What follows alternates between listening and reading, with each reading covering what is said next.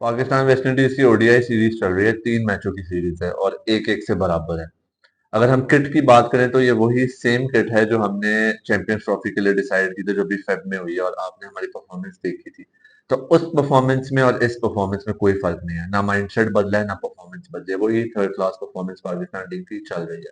वो तो लकी थे हम कि हम जो है पहला मैच ओडीआई का जीत गए। हुसैन तलत और मोहम्मद नवाज का शुक्रिया कि उन्होंने, डेब्यूटेंट थे दोनों ओडीआई में और बहुत अच्छी इनिंग्स खेली, वरना रिजवान साहब तो चले गए थे और बाबर भी 47 करके चले गए थे। अगर आप बात करें तो ये जो हमारी टीम है ये सीनियर मोस्ट टीम है, इसमें बाबर और रिजवान सबसे सीनियर है और सबसे एक्सपीरियंस्ड है। तो फैक्ट पे बात करें और फिगर पे बात करें तो ये साइड सबसे स्ट्रांग होनी चाहिए।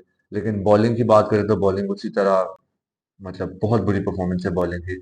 शाहीन साहब 50-60 रन खा रहे हैं 10 ओवरों में। नसीम साहब का वही हिसाब है, 50 रन 60 रन वो ऐसे दे रहे हैं जैसे पता नहीं खराब दे रहे हैं। तो बहुत ही बुरी बॉलिंग परफॉर्मेंस है, बैटिंग भी उस तरह क्लिक नहीं करे, तो समझ नहीं आ रहा क्वेश्चन रेज करें तो क्या करें और ये परफॉर्मेंस कब और कैसे बेहतर हो। बड़े इनके जो है प्रैक्टिस सेशन की वीडियोस आ रही थी और पीसीबी बड़ा प्रमोट कर रहा था सोशल मीडिया पे। तो उसमें एक वीडियो थी जहां पे इनकी टारगेट सेटिंग बॉलर्स की करा रहे थे, वो कोन्स रख के इनको कह रहे थे भाई यहाँ आपने हिट करना है टारगेट्स को। तो कोई भी bowler as usual targets hit नहीं कर सका, लेकिन जो शर्मिंदगी की बात है वो ये है कि जब ये चीज प्रैक्टिस खत्म हुई उसके बाद इन सारों के हादसे निकल रहे थे जैसे कोई कॉमेडी सीन या कोई प्रैंक कर रहे हैं। हालांकि ये एम्बेरसमेंट की बात है कि आपकी ट्रेनिंग और प्रैक्टिस किस हद तक है। और ये तो एक बड़ी आम सी बात है कि ये जो नए प्लेयर्स को निकाल के पुराने प्लेयर्स ले आते हैं, ये पुराने प्लेयर्स ना डोमेस्टिक खेलते हैं जिसमें शाहीन आफरीदी हैं, बाबर आजम है, रिजवान है, नसीम शाह हैं जो कि वो भी पुराने ही हो चुके हैं।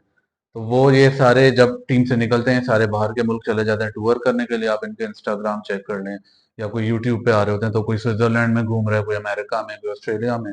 और जब इनकी टीम में एंट्री होनी हो बिना किसी प्रैक्टिस 3-4 महीने बाद वापस आ जाते हैं और वो इनकी परफॉर्मेंस में नजर आया। आपने देखा ही होगा अभी लास्ट गेम में टेल एंडर्स के हाथों छक्के खा रहे थे, बाबर आजम जीरो पे आउट हुए हैं, रिजवान की परफॉर्मेंस, तो ये सारी चीजें दिखाती हैं कोई प्रैक्टिस नहीं है, कोई डोमेस्टिक में इंटरेस्ट नहीं है खेलने का। मतलब हम लोग एक्सपेक्ट करते हैं कि जो ये ट्रेनिंग करेंगे उसमें ये चीजें इनकी परफॉर्मेंस में मैच डे पे नजर आएंगी, रिफ्लेक्ट होंगी, लेकिन वो ऑपोजिट हो रहा होता है जब आप मैच डे पे देखते हैं। अगर आप सेकंड मैच की बात करें तो रिजवान ने 20 बॉलों पे सिर्फ 2 रन बनाए थे। और आपको पता है कि यार ये 35 से 40 ओवरों का मैच है, तो आप क्या करो, आपने 20 बॉलें जब कंज्यूम कर ली हैं तो आप सिर्फ 2 रन करो, तो कम से कम फिर आप रिस्क तो लो, आप रन तो बनाओ। लेकिन वही बाबर तो चले आउट हो गए, मैं उस पर क्या बोलूँ, तो डक करके चले गए, तो उस पर तो कोई मैं बात नहीं कर सकता। और बाकी टीम की भी कोई खासा परफॉर्मेंस थी नहीं। बॉलिंग में अगर आप बात करें, पहले मैच में सुफियान मुकीम ने अच्छी बॉलिंग कराई है, उसने लाइन एंड लाइन ठीक रखे, रन पड़ जाते हैं ऑब्वियसली, नया बॉलर है सीख रहा है, लेकिन उसने फंसा के प्लेयर्स को रखा था। लेकिन आपने सेकंड मैच में हटा के फिर अबरार को चांस दे दिया। और अबरार का तो मुझे समझ नहीं आ रहा, या तो वो स्पिन बॉलिंग भूल गए हैं या पता नहीं वो फॉरेन ट्रिप्स में इतना डिलूजनल हो गए हैं कि उन्हें बॉलिंग करनी नहीं आ रही। आप रिजवान की बात कर रहे हैं तो हम वेस्ट इंडीज की परफॉर्मेंस की भी बात करते हैं।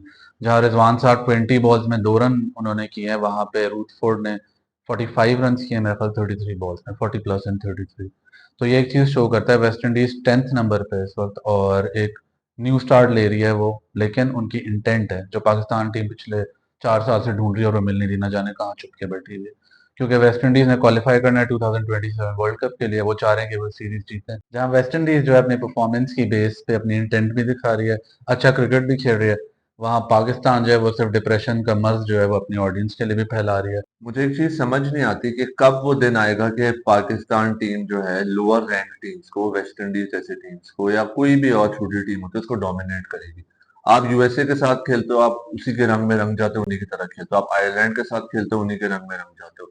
जिम्बाब्वे के साथ खेलते हो, उनसे तो आप खैर हार ही जाते हो। तो समझ नहीं आता ये दिन कब आएंगे। और अब जैसे एशिया कप आगे आ रहा है, मैं पहले भी बात कर रहा था, और आगे फिर वर्ल्ड कप आना है, मतलब टूर्नामेंट, बड़े बड़े टूर्नामेंट्स आ रहे हैं, तो बॉलिंग एक बहुत बड़ा कंसर्न है। आपको मेरा ख्याल है नए प्लेयर्स को, जैसे सलमान मिर्जा थे, उन्होंने बांग्लादेश में 7 विकेट ली।